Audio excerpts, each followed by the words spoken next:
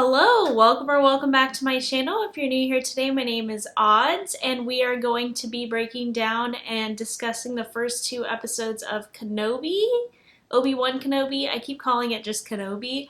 It is titled Obi-Wan Kenobi. So we're gonna break it down today. I'm gonna give you my thoughts on the two episodes that we got, and let's go ahead and get started. If you're new here today, I would love for you to subscribe. I do 2 videos a week, Star Wars, Marvel, DC, beauty vlogs. There's something on this channel for everyone, so be sure to stay tuned for that. And if you like this video while you're watching, make sure to give it a big old thumbs up. Alright, so with episode 1, we start off with a prequel recap. We get a pretty extensive prequel recap, so if for some reason you're watching this and haven't watched the prequels, you kind of get an idea of what's going on with these, you know, the turn of Anakin and all of his quest for power and everything like that. And we see a lot of Obi-Wan, of course, but we see other stuff as well. So we see a lot of Anakin, some stuff of Padme, a lot of stuff, including the birth of the twins. The episode itself starts off with the a youngling's perspective, a group of younglings, their perspective of Order 66. Now, there is one black girl that I'm assuming is going to end up being the Inquisitor Reva, the third sister. So it hasn't been confirmed yet, but I'm going to assume that that's the reason we saw that, is that she's one of the was one of the younglings in the opening scene. We then go 10 years later to present day, where the Inquisitors arrive, including the Grand Inquisitor, Third Sister Reva, and the Fifth Brother. Now, the Grand Inquisitor and Fifth Brother have been seen before. They were in Star Wars Rebels, looking a lot different in the cartoon version versus live action. Now, in Rebels, Grand Inquisitor was voiced by Jason Isaacs, so I'm a little disappointed they couldn't get Jason Isaacs to do this role. But, you know, one way or the other, the actor himself he's doing his darn best, but I'm not loving the look of Grand Inquisitor. I mentioned that before.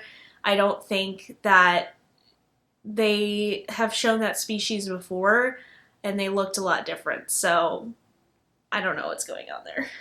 We then meet Obi-Wan, who's some sort of, like, butcher. I don't know what exactly he's out there working, cutting meat and dividing it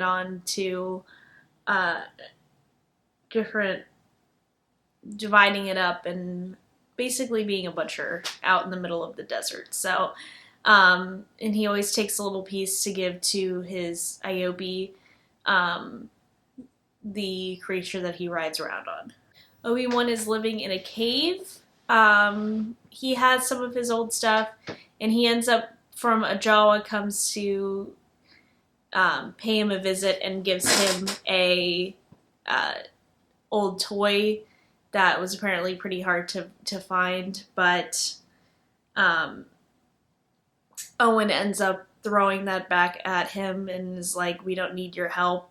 Can't even give Luke toys. Like, come on, Uncle Owen, you're just the worst. The worst. Absolute garbage. We see Obi-Wan have nightmares of the events of the prequels, with losing Qui-Gon and losing Anakin, so I think we're going to get more flashbacks, which I appreciate. So far right now we've only used footage that's from the actual prequels. We haven't had any new footage, which they could always do because they have Hayden Christensen back as well. So I hope we get some, like, Clone Wars stuff. That would be really cool in live action. Obi-Wan watches over Luke, who is definitely not wanting to be on Tatooine at this point. He's pretending to drive around in some sort of vehicle, either a speeder or a spaceship. He's just this like 10-year-old boy, and it's adorable. Obi-Wan is then confronted after he drops off the toy by the Jedi that's being hunted by the Inquisitors.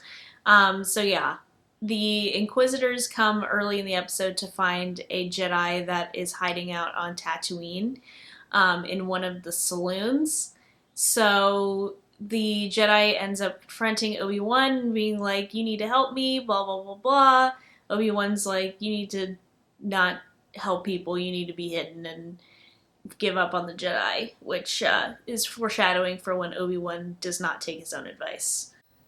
I think the most shocking element of this, I mean, I know there was a young Leia that was cast, but the amount of time we spent on Alderaan, and with Leia in these first 2 episodes, I was a little bit shocked. I'm not gonna lie to you. I thought we were gonna focus more on Obi-Wan watching over Luke, but I don't know how you're gonna do that for like 6 episodes. So yeah, we go to Alderaan. We see a young Leia. Brea Organa was recast for some reason.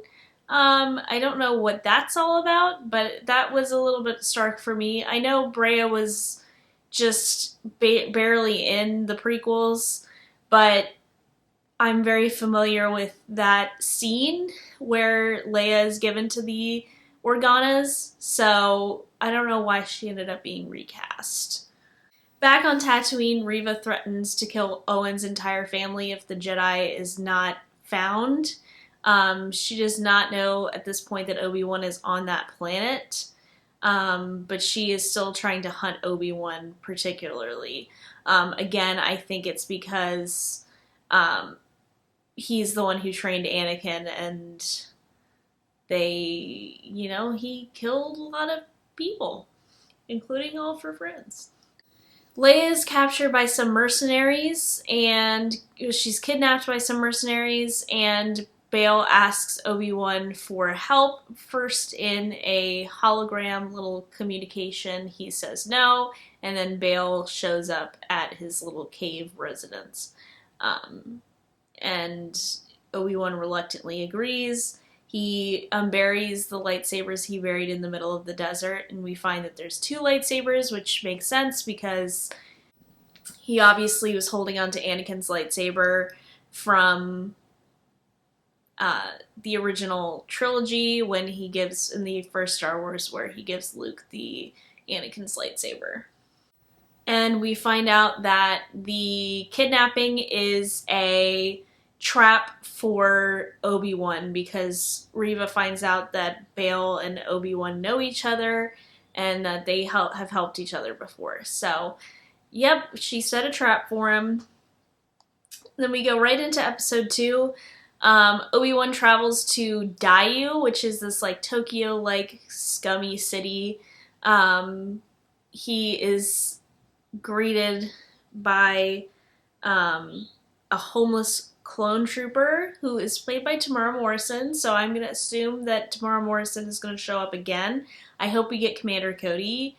That would be really exciting, based on just their relationship in the past. I mean, not their friendship in the past. I know a lot of people ship them, but Commander Cody did try to kill Obi-Wan, so not cool. As all the clone troopers tried to do so. He ends up coming across this little boy who takes him to this fake Jedi played by Kamal Nanjiani. So that's his character in this. He's kind of just in this as like a cameo. I think it's going to be like a 1 episode arc for this character.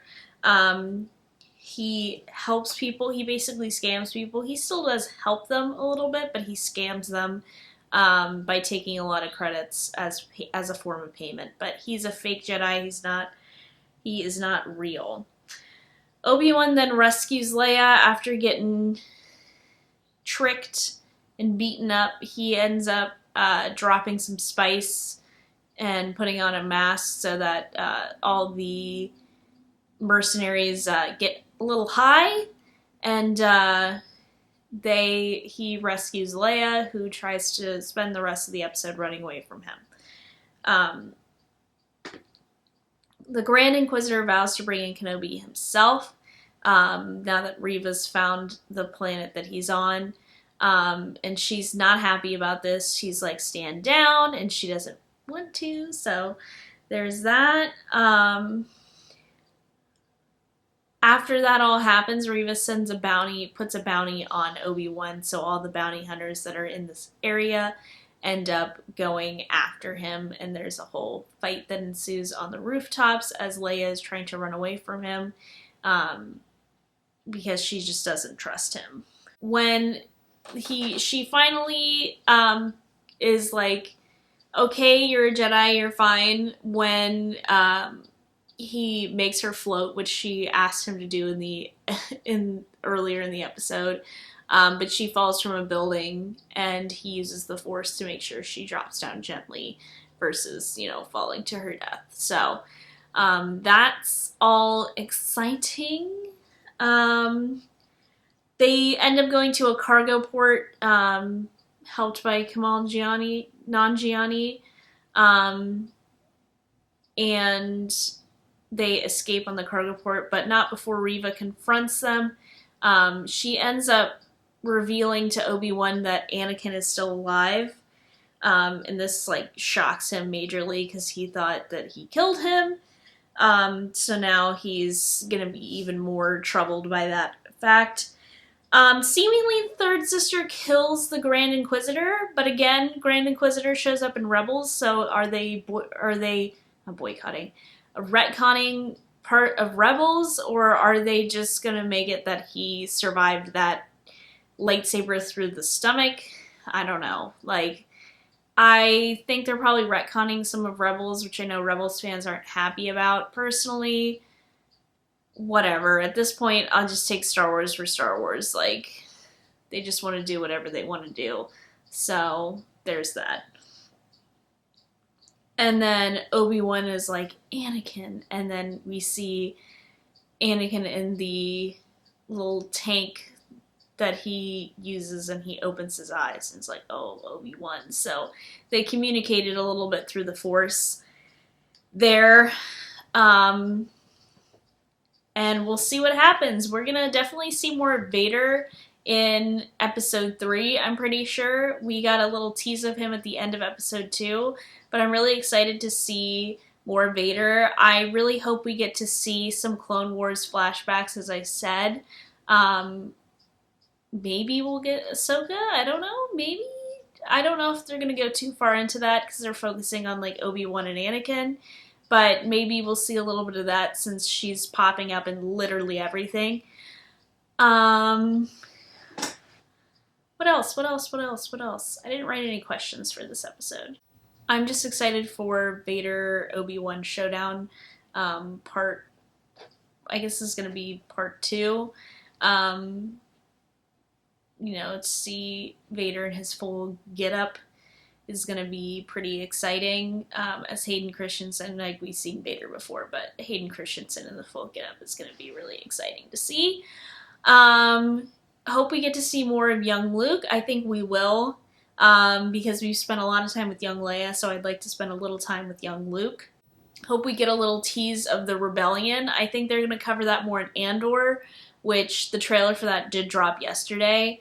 That comes out August 31st, I believe, end of August. I won't be doing breakdowns for that because I already kind of agreed to myself to do breakdowns for She-Hulk, and they're going to drop at the same exact time. So, this time I'm not doing Ms. Marvel breakdowns because I'm doing Obi-Wan Kenobi breakdowns, so I kind of switched it. So I'll do the Marvel breakdowns for She-Hulk, but I'm not going to do the breakdowns for Andor. And Andor is set to be 12 episodes long, so that would be a long time to do those breakdowns. But yeah, that is all I have for episodes 1 and 2. I really enjoyed it. I thought the first episode built real slowly. The second episode was a little bit more exciting and fast-paced. It was much shorter, by about 15 to 20 minutes shorter. So I really enjoyed episode 2 a lot. I am hoping to see more Vader, more young Luke, some flashbacks. That would all be really exciting. So, yeah, there was also a Padme shout out here when Obi-Wan said to Leia that you remind me of someone, and he said a leader. He was talking about Padme, so exciting to see some callbacks to that as well. So yeah, thank you guys so much for watching. Again, if you like this video, please give it a thumbs up. It really helps me out on this channel. And I will see you on Wednesday with a new video. Bye!